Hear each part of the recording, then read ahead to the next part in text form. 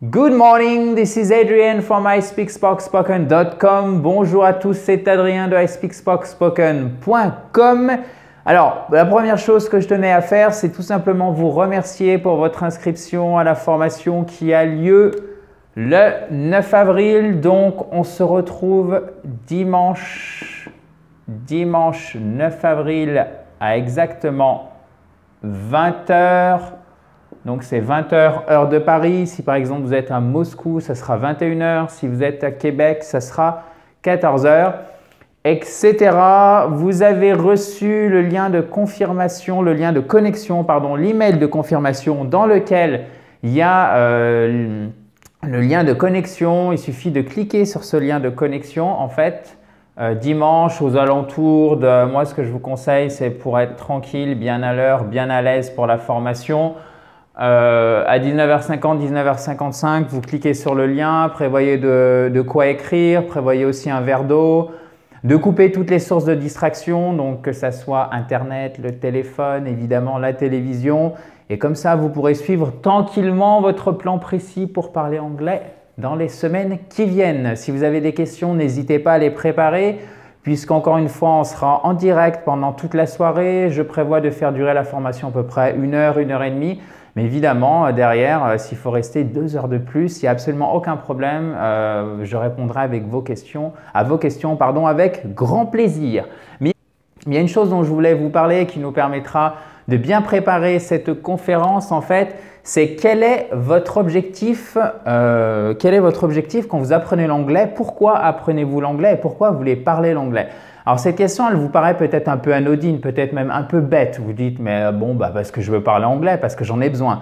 Mais en fait, il y a plusieurs raisons. Vous voyez, j'ai fait une petite liste ici. Alors, elles n'y sont pas toutes, mais ce sont les raisons principales que je retrouve souvent chez vous, vous qui apprenez l'anglais. Et pourquoi c'est indispensable en fait de vous mettre un objectif quand vous apprenez à maîtriser une langue? Parce que tout simplement, ça va vous motiver en fait. Vous pouvez vous mettre un objectif qui est tout simple. Par exemple, je veux faire des phrases correctes en anglais pour parler avec mes petits-enfants. Je veux comprendre un minimum parce que j'ai envie de comprendre à l'oral, j'ai envie de regarder des films en anglais. Tout simplement, je voudrais m'exprimer même de manière basique parce que j'en ai besoin quand je pars en voyage, etc., etc. Donc, vous voyez, derrière le fait de maîtriser telle ou telle chose, d'avoir tel ou tel niveau en anglais, se cache toujours en fait un intérêt, une motivation qui est beaucoup plus profonde.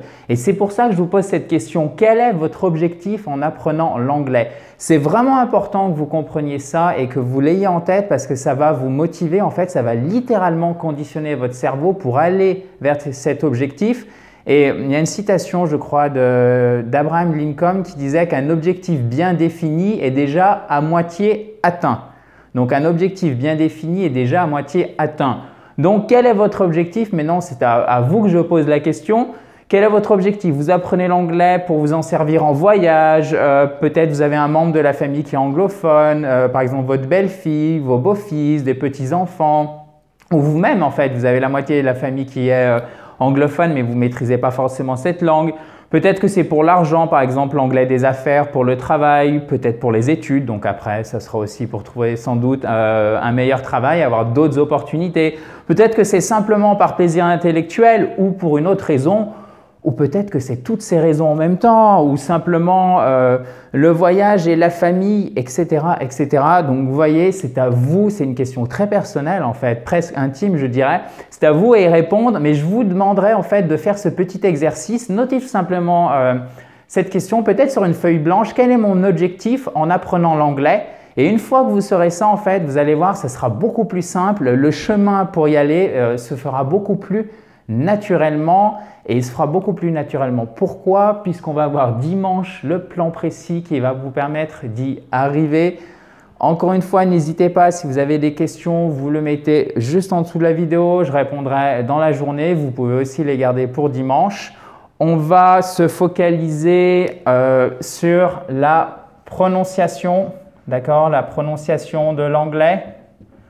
On va voir comment avoir un accent qui soit au moins correct, qui tienne la route pour que vous ne soyez pas gêné pour vous exprimer à l'oral.